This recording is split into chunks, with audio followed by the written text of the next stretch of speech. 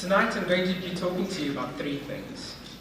First off, the elements. And no, I'm not talking about the elements in your kettle, but rather the elements of nature: fire, water, wind, and air.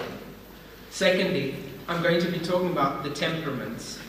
And no, it's not your 5-year-old's temperamental tantrum, but rather the human temperaments: choleric, sanguine, melancholic, and phlegmatic. And lastly, I'm going to be talking about photography. Now, standing here at the end of our project, I feel I can finally give a good definition of what my project is. My project is to embody my love for photography and my love for nature. And to do so, I took photos of nature through the temperaments and through the elements. Now, the temperaments and the elements walk hand in hand. For instance, phlegmatic with water. Now, phlegmatic is the human feeling, such as calm or serenity, while water is the element. Fire being the temperament and choleric being the feeling of passion or anger. Melancholic being the temperament for earth, representing stability and focus. And then lastly, there's sanguine, representing air, which is, let's just say, all over the place. Now, with my project, it was a bit difficult to do because of the subject that I chose. Because of this, there was no relevant information, and I had to bridge this on my own. So I gathered my information of all the subjects, and, well, here I am today. Now, a lot of planning has gone into this project, and hundreds of photos have been taken, but I've only selected a few to show you tonight. Now, this first photo represents water of the phlegmatic temperament. Water being represented by the wet hair, or phlegmatic representing the facial expression. This next photo is representative of fire, or the choleric temperament. The richness of the tone of the fur, representing fire, and the determination in the eyes, representing the choleric temperament. This photo represents the sanguine temperament. As you can see, the sand being blown across the beach. Now, with this temperament, it's pretty difficult to capture because, as you can see, well, air is invisible.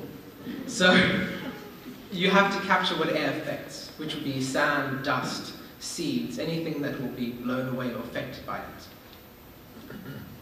Now, this next picture represents melancholic, or earth, the model representing the stability and down-to-earthness, while the nature surrounding her represents nature and, well, earth. Now, this picture was pretty difficult to capture, and I'm grateful that we did, but it's quite an amazing shot, I have to say.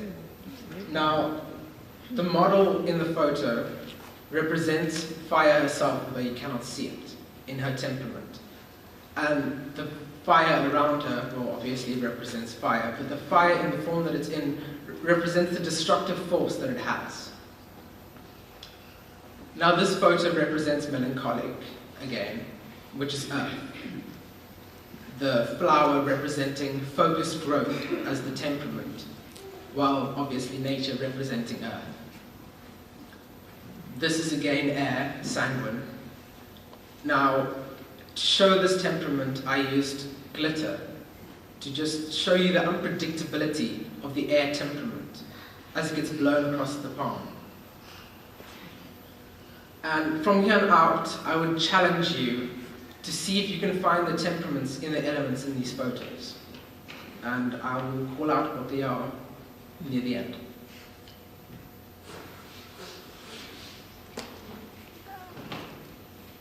This is phlegmatic, water. Sanguine, air.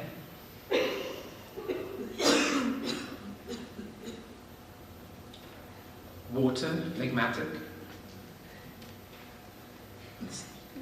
This turtle represents melancholic, because I find that turtles represent age.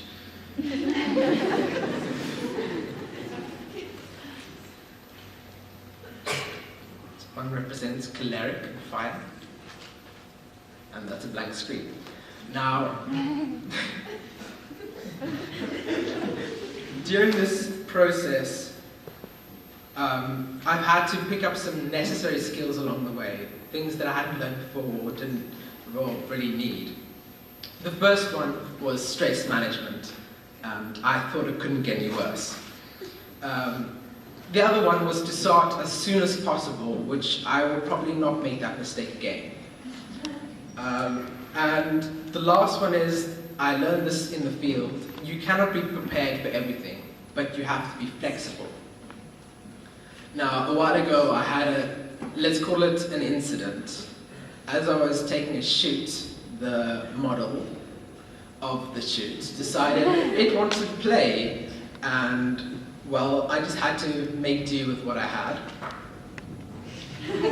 It was a challenging experience for me.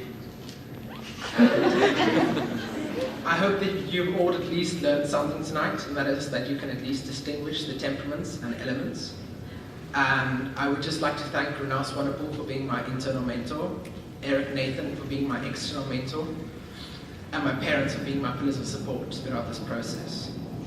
And the last thing, if you would like to know more about the elements, the temperaments, and photography, don't be afraid to stop by and read my thesis. Okay, maybe not all of it.